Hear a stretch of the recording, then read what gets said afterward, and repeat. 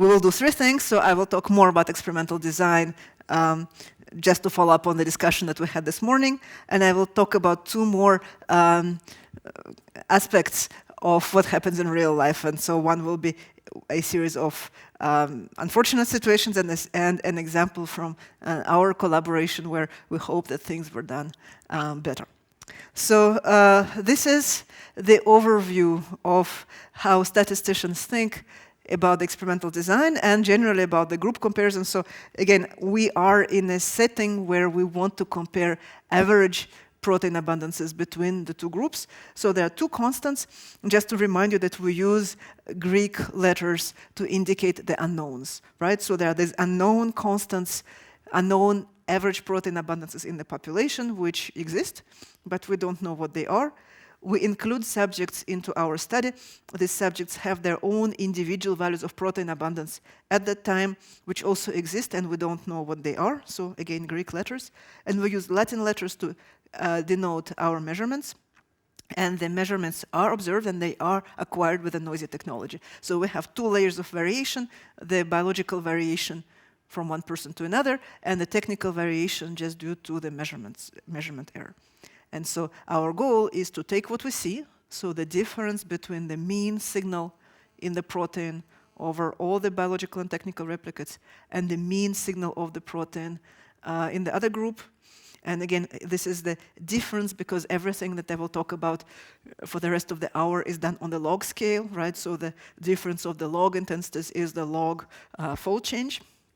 And we take that, and our goal is to make conclusions about what we don't know, about the difference between the two groups. And so what we did in the morning, we talked about how this can be done with the hypothesis testing and how this can be done with interval estimation, so having 95% or so confidence intervals. And so this allows us to make some statements about the unknowns and quantify the uncertainty in some probabilistic language. For the experimental design, our goal is to minimize the bias, and the bias occurs when what we see is systematically different from what we would like to infer. And the bias is really the most dangerous thing because bias is reproducible. So it is not something that you can see mathematically. It is something that you need to see from how the resources were allocated to the study throughout the process of the experiment. And so this includes how subjects were selected. Are they really representative of the underlying populations? And also how the measurements are collected. Is there anything which was done differently to some samples than to others? And so one important strategy to avoid bias is randomization. And randomization helps us avoid bias from sources that we are not even aware of. And then the samples will be allocated roughly equally across all these potential sources and to minimize the bias on average. Inefficiency is when the variation associated with what we see is too large to make any useful conclusions about what we don't know.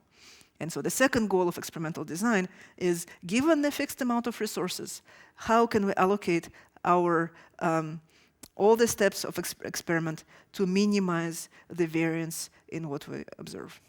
And so this is really what I would like to talk about. So I will not mention again the replication and randomization. I hope that this is clear, right? So we will talk more specifically about allocation of resources, in particular biological versus technical replication and things like that. So to design the experiment, you need to have some sense of how the data will be analyzed, because this will give us a framework to compare different designs. So this would be one example where we have an experiment with 5 groups. And each group, so again, this is log of the abundance of a feature. Let's assume for simplicity we have one peptide or one feature per person, right? So no technical replicas, just one measurement. And so now each dot here is, let's say, a patient, and we have 5 disease groups. And so we're interested in pairwise comparisons between individual groups, so any pair of the groups. And what used to be done for a while is that people would just take 2 groups, do a t-test, take 2 more groups, do a t-test, and so on. And this is inefficient. And it's inefficient because if you can make some assumptions, such as the variance around the mean is the same for all the groups, then you can combine sample variance over all the groups to best learn this amount of variation, and then you can use this to do pairwise comparisons of any group of interest. So even though we compare these two means, we use all the data to estimate the variation associated with these groups.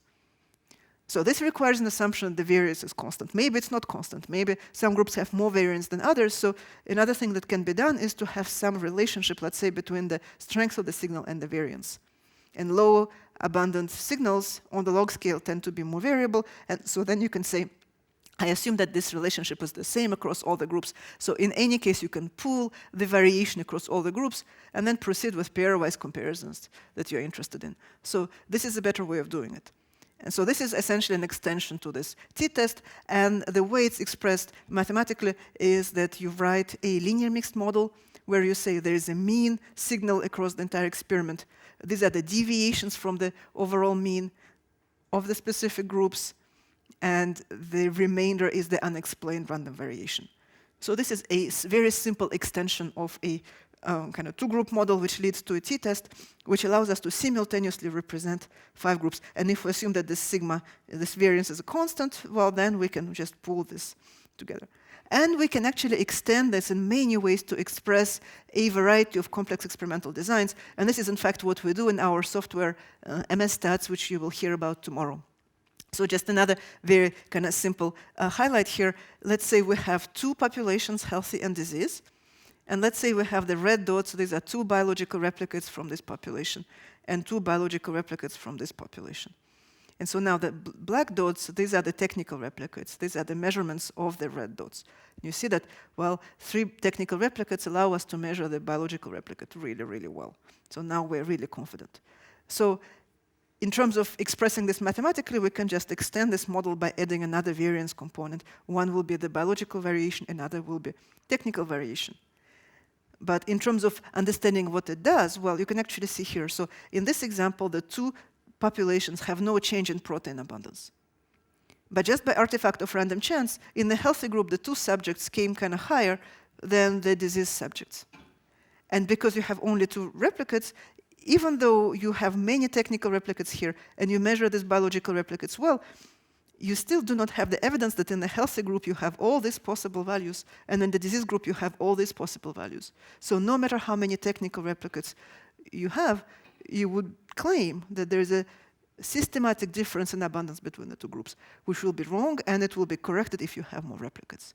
So this is just one other illustration why technical replication will not really help us, and the biological replication is most important. And again, I'm kind of arguing for that, assuming that we have a fixed amount of resources, maybe time, which is translated into a fixed number of runs.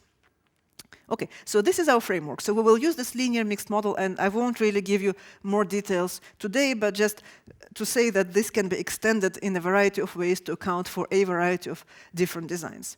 And so this gives us a framework for comparing the relative efficiency of different designs. So here's one example. So this would be how we actually derive, kind of more formally, the fact that biological replication is most important. So this is an example of experiment which was done when I was a postdoc. So we had a pilot experiment with 2 healthy individuals and 2 individuals with diabetes. We had multiple sample preparation. It was a glycocapture experiment.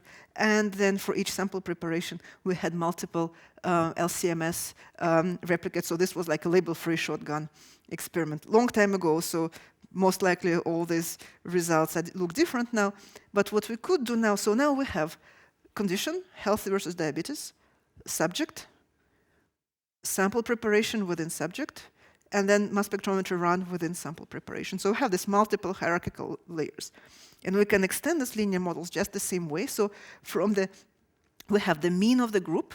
Now we have the deviation from the mean of the group due to the biological individual, deviation from the individual due to the sample preparation, and deviation from the mean value of sample preparation due to from one run to another. So kind of very similarly, like here, we just extend this model to express all these layers that we had in the experiment. So now what we can do, because we have multiple replicates at every layer, we actually can quantify variance components in all of these cases. So like we talked this morning, that if we didn't have multiple sample preparation, then the measurement error will be a combination of these two sources. But since we have replicates, we can actually quantify this number separately from this number. And so this will be the box plots over all the features in the experiment. So these are all the values of intensities over sample preparation. This will be all the deviations of individual intensities from the average sample prep. And this will be all the deviations of the average measurement of one person to another from the mean for this group. And so, well, as you can see here, the sample prep was the least variable, and then at that point, it's a shotgun label free 10 years ago, so technical variation was roughly comparable to the biological variation. So the important thing is that now we can take this design, and we can actually analytically derive a formula which will tell us what is the variance of the difference between the two groups. So if I go back here, so we can write this variance purely analytically based on this model. The only thing that changes is the numeric values of those sigmas. And here, for example, we can take the median values over all the features or something like that. Or if we have a particular feature or protein of interest, we have specific values. Okay, now, the interesting thing is the denominator. Because you see here that, so in green is the number of individuals, biological individuals per group, J is the number of sample preps per individual, and K is the number of mass spectrometry runs per sample prep. And now you can see very well that if you increase number of mass spectrometry runs, this term goes down, but this is not reduced. If you increase the number of sample preps, this goes down, but this is not reduced.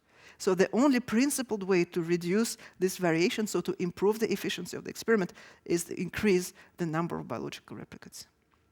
So that's kind of the formal demonstration of why biological replication is most important. Now, the extent by which this is reduced, well, depends on how big these different variance components are. And this is specific to each experiment, right? So this will be re-quantified anew for each experiment. But here, I just took the median values of each of the variance components, and you can see it very well. So this is the number of individuals per group.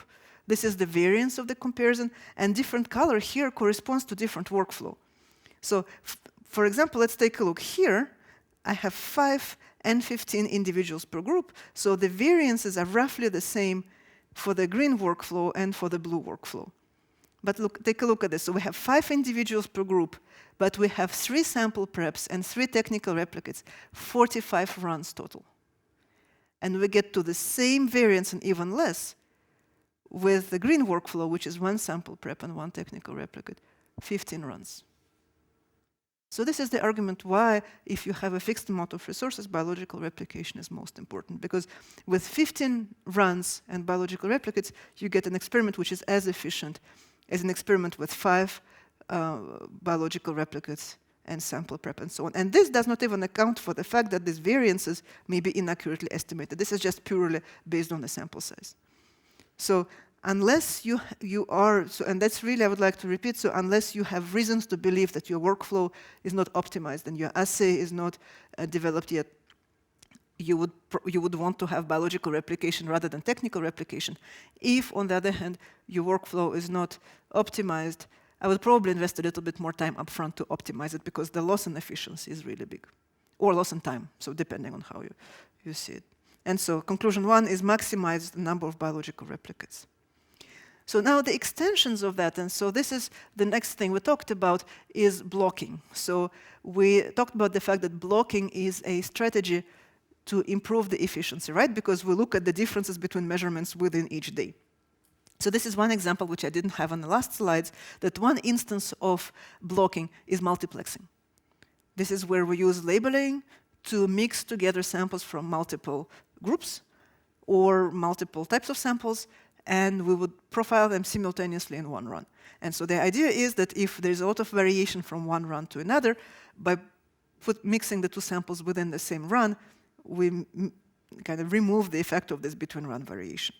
So just kind of visually what it means is, let's say we work with label-based SRM workflow, where in each sample we spike synthetic reference peptides. Let's say heavy labeled synthetic reference peptides. So now in each run, instead of 1 peak, we have 2 peaks.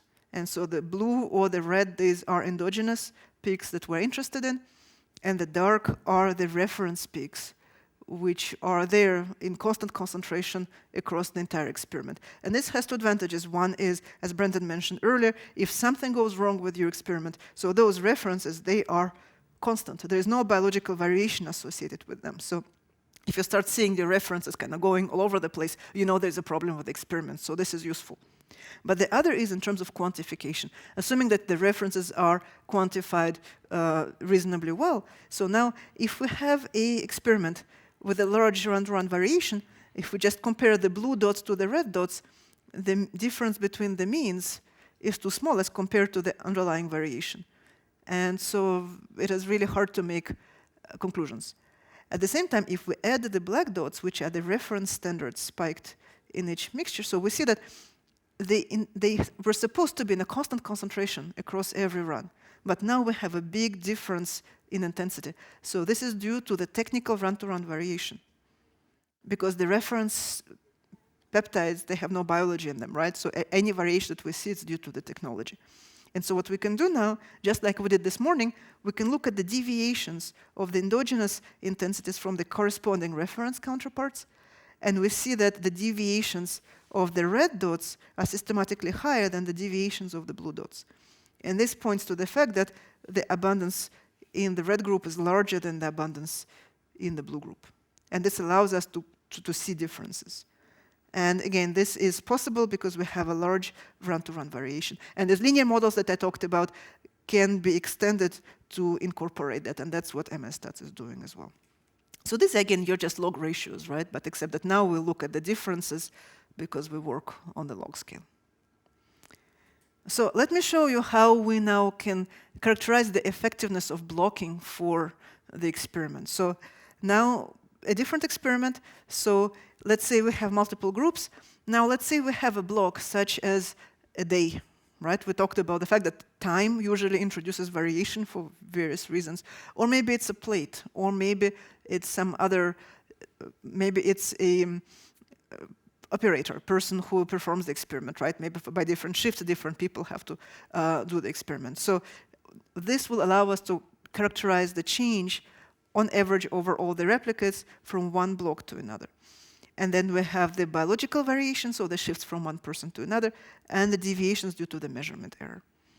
So this is a very flexible framework which allows us, again, to reflect these different strategies, right? So now we have a block. And same thing as before, we can use this now to actually formally write an expression for the variance between the difference between the two groups. So this is just an example of what we call a completely random or randomized complete block design. So let's say we have 4 groups. In one day, we have 1 person from each group. In the second day, we have 1 person from each group, and so on. And the block doesn't have to be a full day. It can be 1 hour or 2 hour time or whatever is working for us, right? So it is complete because in every block we have a representative from each disease group. So each group appears in every block the same number of times. We could have 2 people from each disease group in 1 block. This could work too. So this is the design. So this is the model which describes the design. And now we can write the variance of this comparison from this model. And so this is what happens if we do not use the blocking. So if we do not have the blocking in the design and do not account for the blocking in the analysis of the data. And this is what happens when we use blocking as a design strategy and account for the blocking in the analysis. So you see that the variance component due to the block is eliminated. So now the variability associated with this difference is smaller. Now, how big a deal it is? Well, it depends on how big this variance is. So this variance is small, it's really not worth the trouble. However, if this variance is large, then it really becomes a much more effective strategy. And so in particular, if you do multiplexing, if the only purpose is reducing the between-run variation, so if the between-run variation was small to begin with, well, multiplexing will not necessarily help. If it is really large, then it helps. So it really depends on how big this number is. And so this is just the illustration of that. So this is an experiment in green is if we have, so this will be a completely randomized design. let me see, the green one. This is the randomized block design, so this is the smallest variance. This solid line is when the between block variations, say day to day or plate to plate, is small, so the difference is really not that huge. On the other hand, if this variance is large, then we see quite a big change in the variance, right? So for the same number of replicates, we can improve the efficiency of our experiment quite a bit. And so the conclusion here is block randomization is effective if, for three reasons. So in three cases. So if we have a large variance, block to block, such as day to day or plate to plate, if we know that this block actually introduces the variation, so it's a known effect that we cannot control, but it's known. And of course, if the sample size is moderate, because another way to reduce this whole variance is just to have a very large sample size. And this will do the same thing. And so this is kind of the myth that people have about statisticians, that we always ask for many replicates, right? It's true. So I hope by now I convinced you that it is important to have enough replicates, but there are other strategies which will allow you to reduce the variance while keeping the sample size fixed. But this would require that you know that you have a block-to-block variation and know how much of variation you have. Okay, so more on that, just to kind of bring it home. So there are many other ways of multiplexing, obviously, right? So in particular, here would be an example from iTrack or TMT labeling. So iTrack, oh, do we have a question? Oh, sorry about that.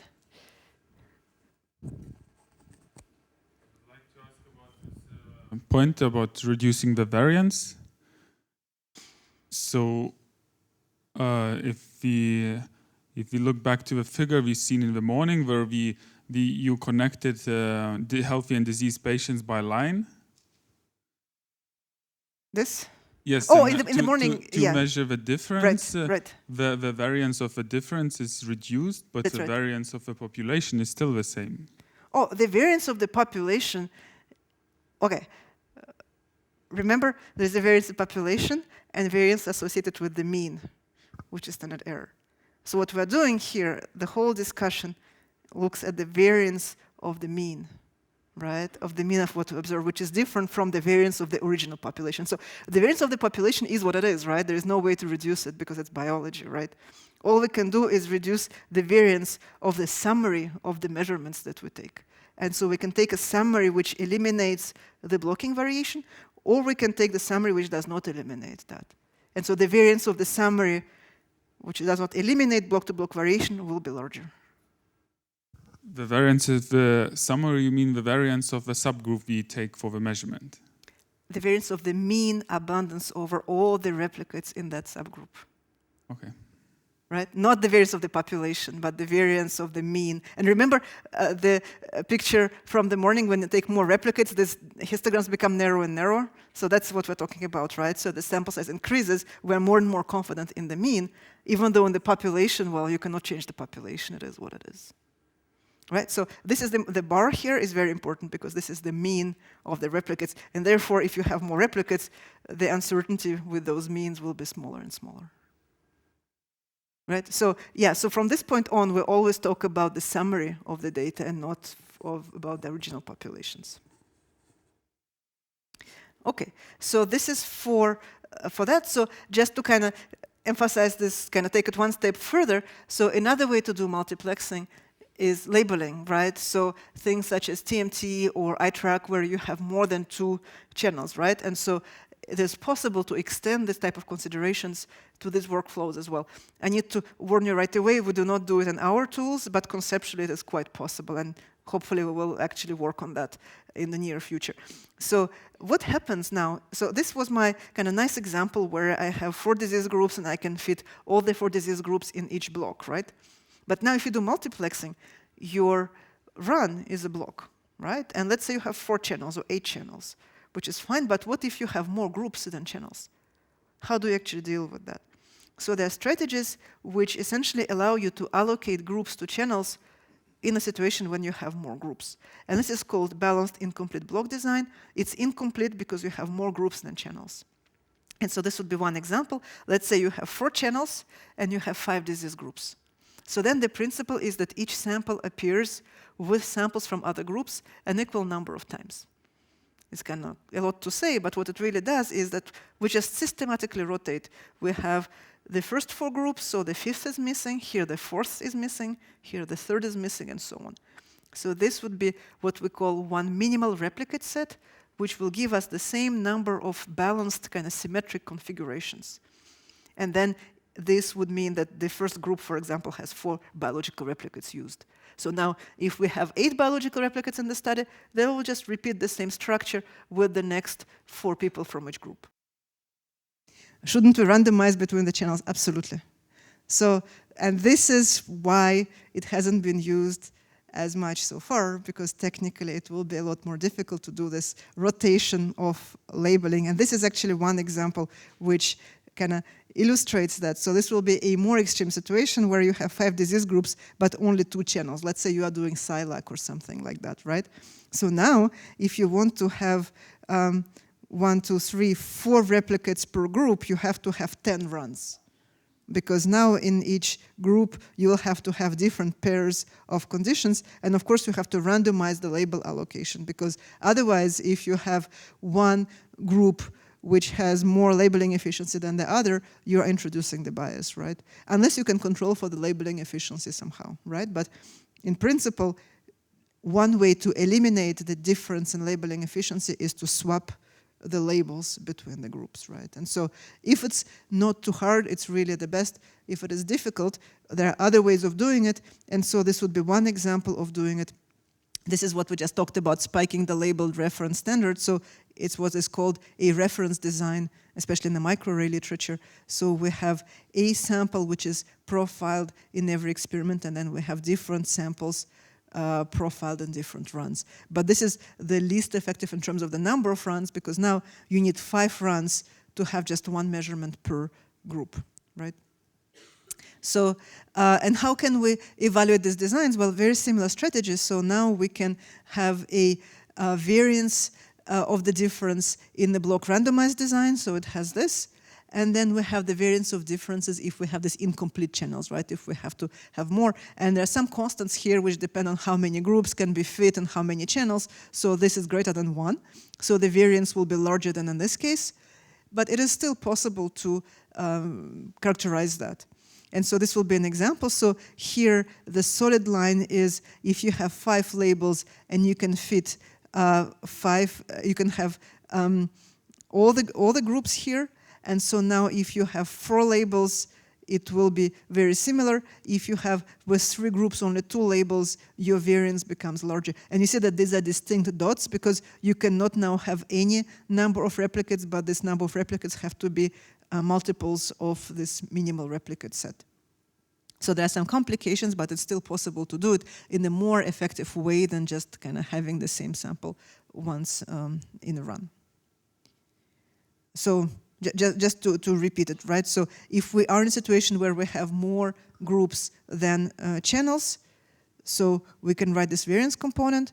Now, because we're required to have this kind of symmetric replicate sets, it means that we have some constraints in terms of how many replicates we have. In this example, it has to be a multiple of 4, right? Because the next replicate set will have 4 replicates in this group. So now possible experiments, possible number of biological replicates are some discrete values. And we can characterize by how much we lose as compared to an experiment where we can fit everything in one block.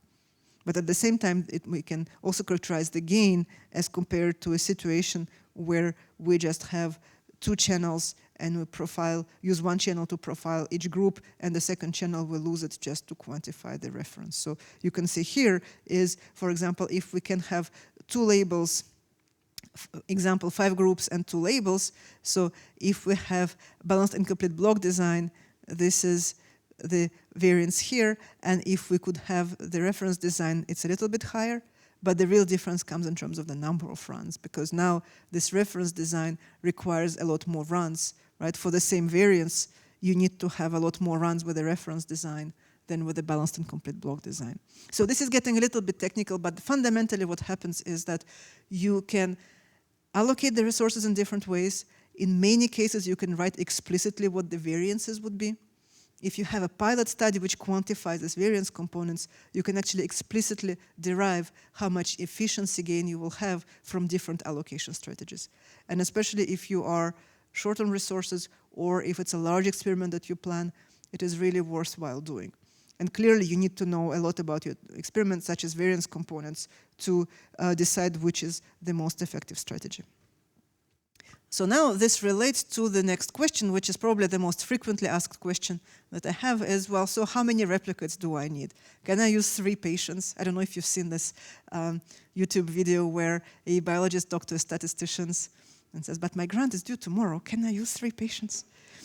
So this is kind of like this. And so we are in a situation where we want to compare the differences in mean abundances between the groups.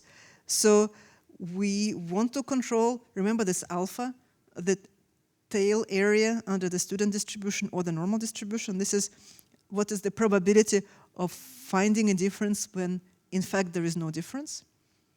We also need to specify the probability of true positive discovery. So what is the probability that we find the difference when there is a difference? So this is also important. Anticipated fold change.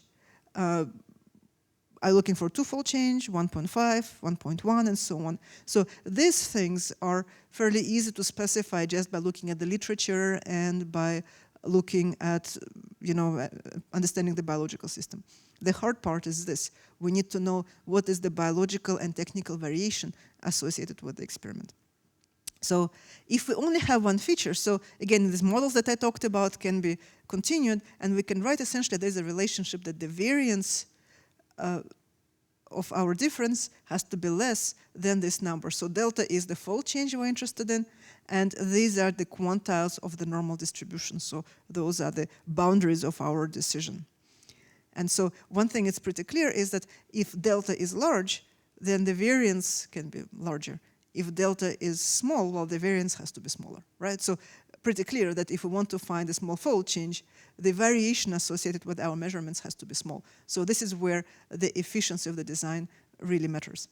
And so just to remind you, these were some of those variances that we just talked about. And so what we do, we bound them by this quantity and we solve for the number of individuals. So that's how we would do sample size calculation. So if you come to a statistician and say how many replicates I need, the statistician will ask for all of that. So if you don't have this information, the statistician will not be able to tell you more details. But so this is for one feature, let's say one protein. In reality, we have not one protein, we have many proteins. Okay? So how do we now proceed if we have many proteins? So there is another issue here. Remember multiple testing and the fact that we had to make our decisions more conservative if we have many proteins, because then we need to protect ourselves from the false positives over many possible tests. So this has to be incorporated into the experimental design. So for one feature, we can make plot like this. So for the fold change, this is the minimal number of replicates. So clearly, smaller fold change requires larger sample size. But now, if we want to have an experiment with many proteins, which we do, then we would control false discovery rate, as we mentioned in the morning. So this is the proportion of false positives in the list of proteins which are differentially abundant. And there's an extension which comes from this false discovery rate literature, where what you need to do is to, in addition, specify the false discovery rate, so the proportion of false positives that you are willing to tolerate in your experiment. And this is something else. This is the anticipated ratio of unchanging features. So M0 is true non-changing features, and M1 is truly changing features.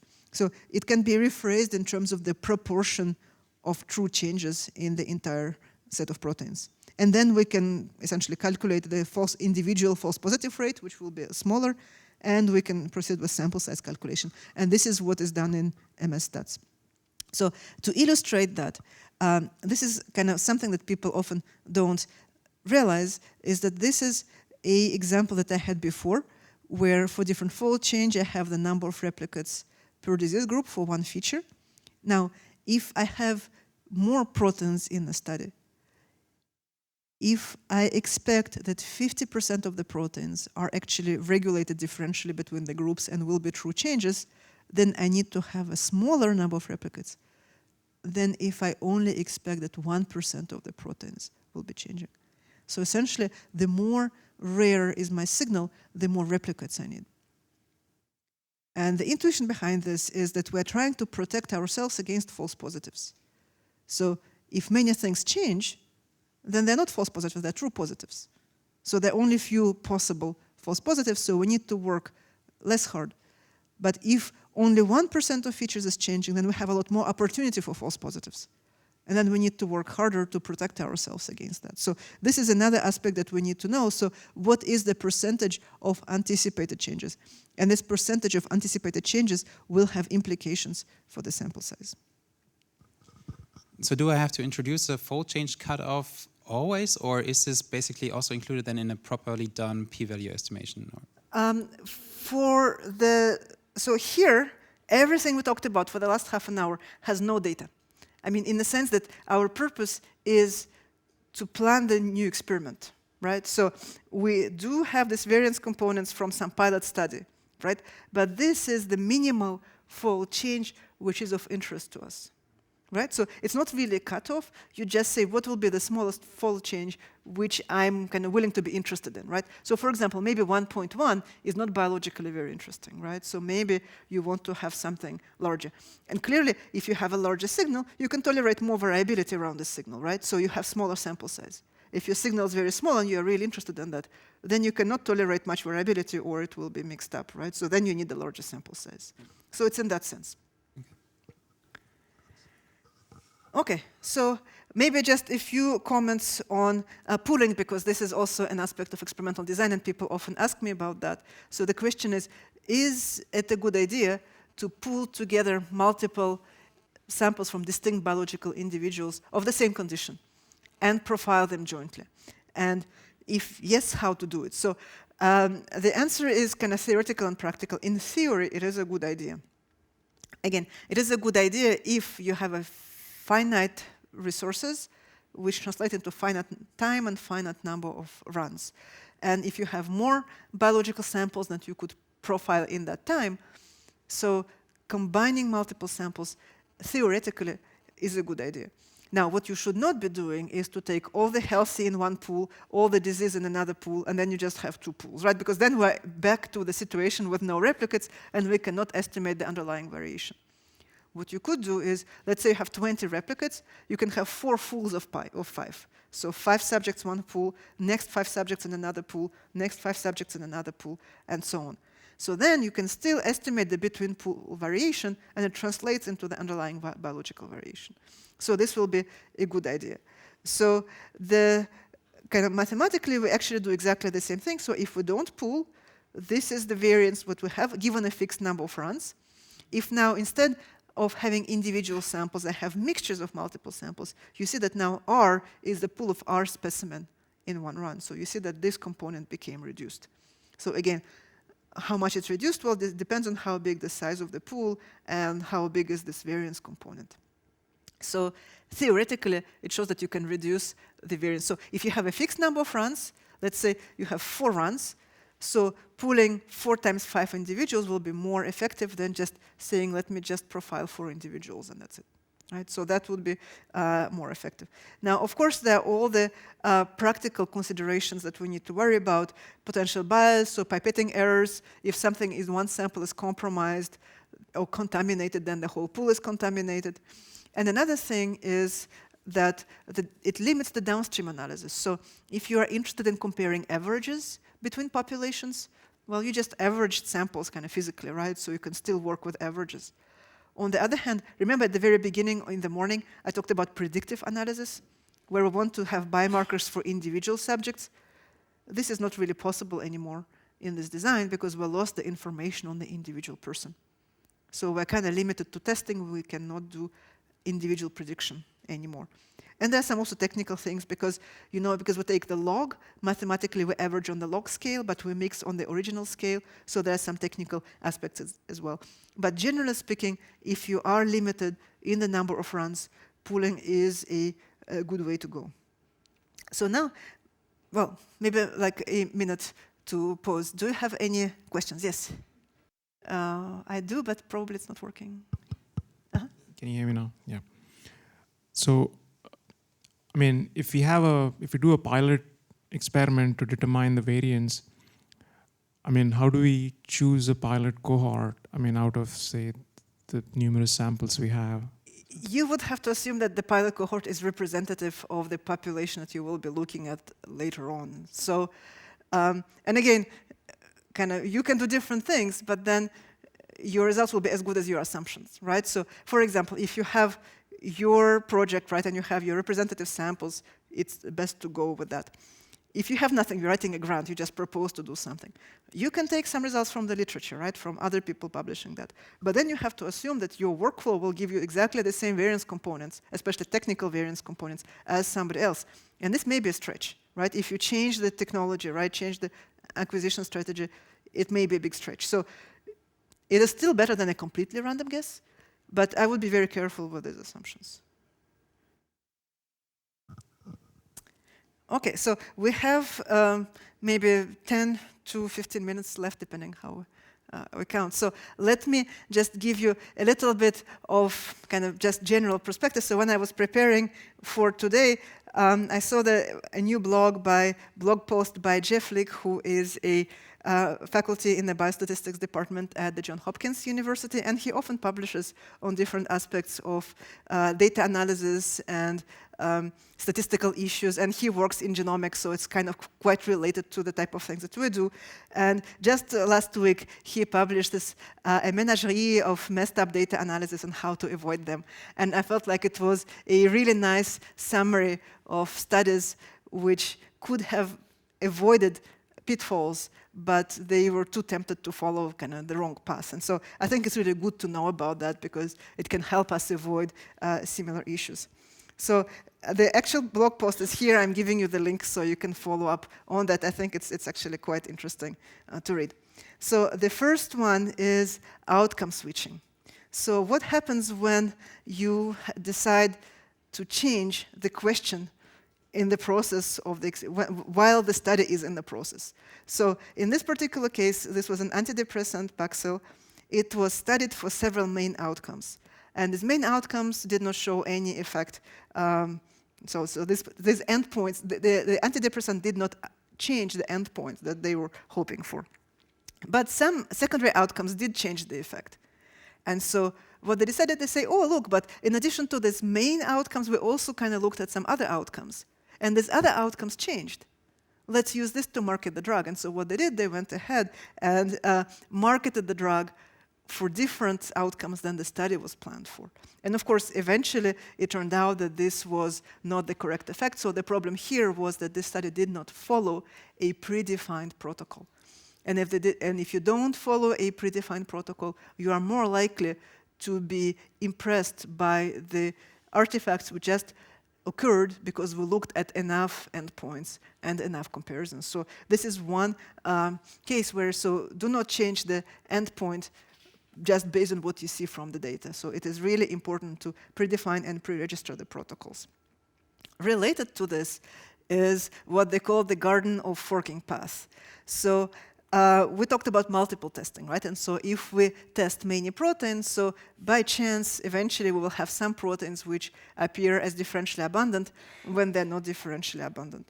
And a similar kind of thing, which is not purely a multiple testing issue, but similar in spirit, is the change in the input data which we make and how it can affect downstream conclusions. So one of you asked me in the morning, well, what if we remove some features? What if we include some features? It can affect our conclusions. So this is a paper which describes a number of such situations in real life practice. So one of which is you have two groups, women at peak of fertility cycle and off peak of fertility cycle.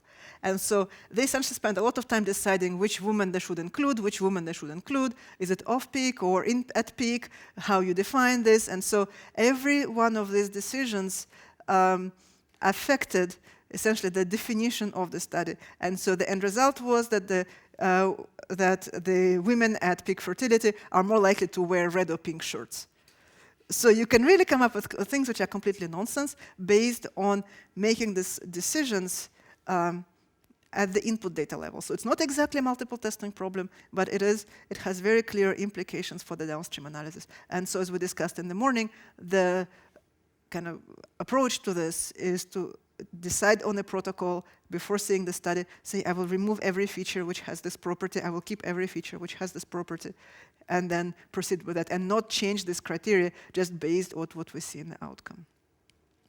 So pitfall number 3, this is the multiple testing itself. And so I hope now we are clear that this is important, but this is just kind of an anecdote. So it was the paper it actually poster in 2009 when somebody did fMRI study on dead fish and found a large number of active brain regions. And this is because in fMRI you have many regions, and so if you just test enough of these regions, you will have some of them which have small p-values. So this is also something as a warning, right, that if you look hard enough, you can find things just by artifact of random chance. And the next pitfall is beware of big effects. And this is the experience actually from the author of this blog post. So this was a manuscript in Nature Genetics in 2007. Where the authors studied gene expression between Asians and Europeans and found that, well, depending how you do the study, 78% of genes are differentially expressed. I have typos here. So, and then the authors of this blog, they actually followed up on that, and they found exactly the type of things we talked about earlier, that Asians were profiled in 1 year and Europeans were profiled in another year.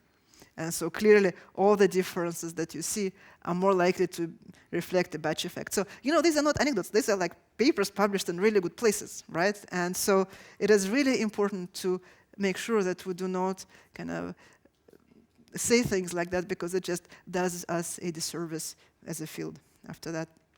And the last one, which actually I like most, because as a statistician, I think it's really important for us, is just the fact that complicated methods fail for complicated reasons.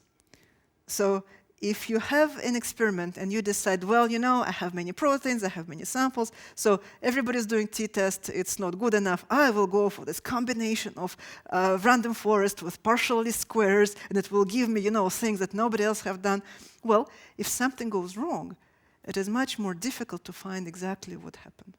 And so in many cases, simple methods take you just as far or nearly as far as complicated methods. And so as statisticians, we're guilty sometimes, you know, to be enamored with some kind of sophisticated things, you know, some really complicated things. And I think it's really important to not be afraid of doing simple things, because simple things will help us understand what exactly is going wrong. So we don't necessarily have to have very complicated models. In this particular case, it was a complicated algorithm using a small sample size. There was a variety of problems which were hard to detect. So you see here it was published on this date, corrected once, corrected twice, retracted on the third time. So this could have been avoided if people were using simple methods as opposed to complicated methods.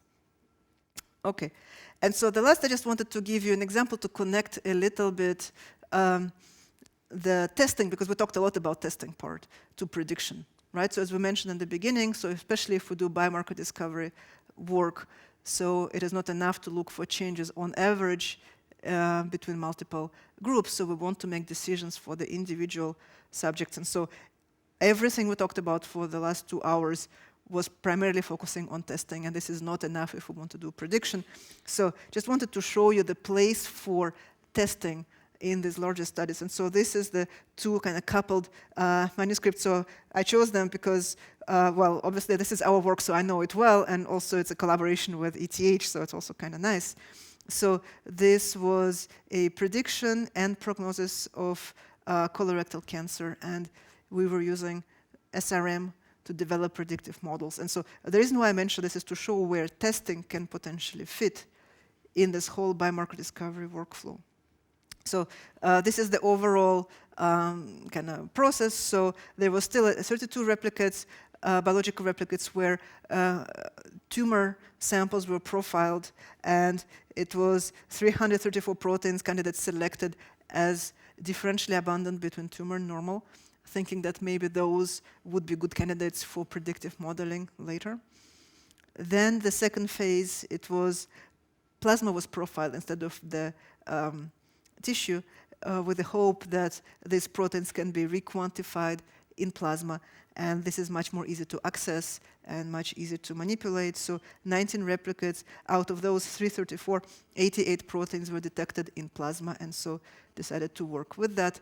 And so now the next phase was the actual component for building the predictive models. So there was a training set of 200 subjects, and then the validation set of 269 subjects with colorectal cancer, benign and healthy. And so this just summarizes the data that we had. And so this was the workflow for building the predictive model. So what you need to do is, in the beginning, using the training set, to select a subset of proteins which are predictive. And one way, there are many ways of doing it, but one good way of doing it is using cross-validation, where you take these 200 subjects, you partition them in groups, let's say 10 groups, so you have 20 subjects in each group. And so you build the model on the 9 of the 10 groups, and you evaluate the predictive ability on the remaining 10 group. And so what we did here is, within each iteration of this cross-validation, when we use 9 out of 10 subgroups, we actually did significance testing to reduce the initial set of predictors before building a logistic regression predictive model. So, but the important thing is that it had to be done separately within each iteration. So we have 9 out of 10 groups, test for differential abundance using predictive model, validating on the set aside sample. We repeat now, set aside another 1/10, use 9/10 differential abundance, selecting predictors, and then validate, and so on. So this testing has to be done within cross-validation as opposed to comparing the entire set of samples between them. And so we did it multiple times. So this was, over all of those iterations, this was the proteins which appeared as the most predictive on average. So we had this model, and then the very important part was we took the remaining validation cohort, which was never used at all to develop the predictive model, and then we evaluated the predictive ability of this model on this completely independent set-aside validation cohort. And so this gives us an independent estimation of how accurate this predictive model can be on a new set of patients which just comes to a doctor's office. So this is because I just wanted to make sure that we do more than just talking about testing here. So I will finish here, so I just want to acknowledge my group. And of course, a lot of work that I've done from the very beginning is in collaboration with ETH and with the Abrasol Lab, and also with Mike and Brendan. And so I'm not sure how much more time we have for questions, but I'm happy to answer.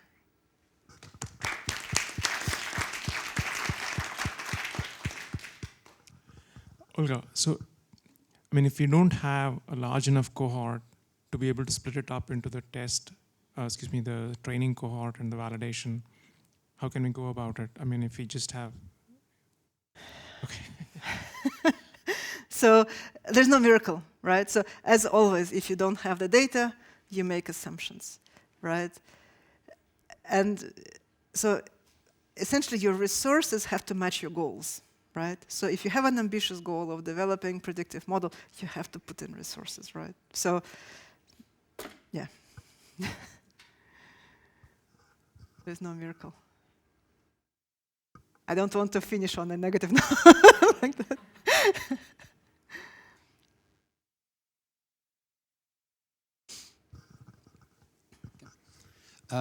This is maybe another can of worms, so a completely new topic. But you said use simple methods for to get to your answers.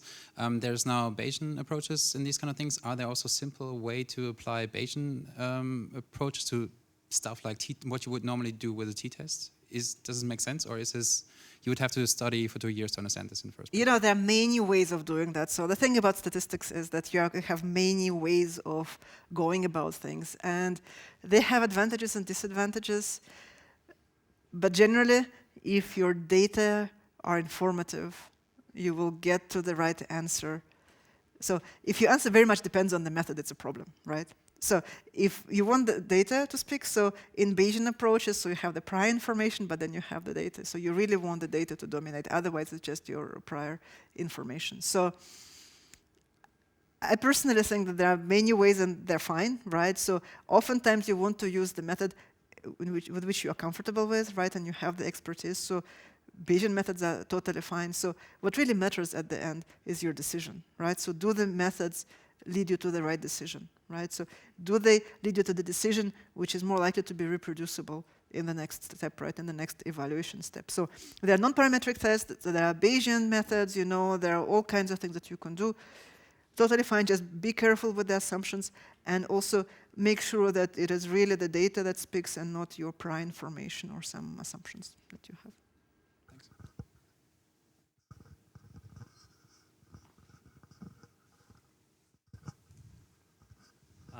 The two articles that you showed us there in EMBO journals, and they have this this policy that you can publish the review process. So my question is, did the reviewers help you with their suggestions or further suggestions in the statistical analysis? And did the fact that the review process can be published help the reviewers help you? Did I? Actually, we didn't really have much questions on the statistical part, you know, but... Did you have reviewers that understood the... We did. So actually, the questions were really in a different angle. They were more like, well, other people studied colorectal cancer. How consistent are your results with other publications? And there was a lot of question about consistency with the genomic results, right, and TCGA, right, and like all this other, how it's consistent with the other group. There was a manuscript from Liebler's group doing spectral counts on CRC, so how consistent were the results across the lab? So, and these were valid questions, very interesting. We actually learned a lot from kind of going through this literature and trying to understand the consistency between that. So they didn't question the statistics part, but you know, we put a lot of work into that, so I was hoping they wouldn't. But as far as between publication consistency, I think it's a really important thing because you want to learn from the other results, right? And kind of try to understand if you have any agreement or not. And our conclusion was it was a reasonable agreement, but there was also, it was not 100%. So more work to be done.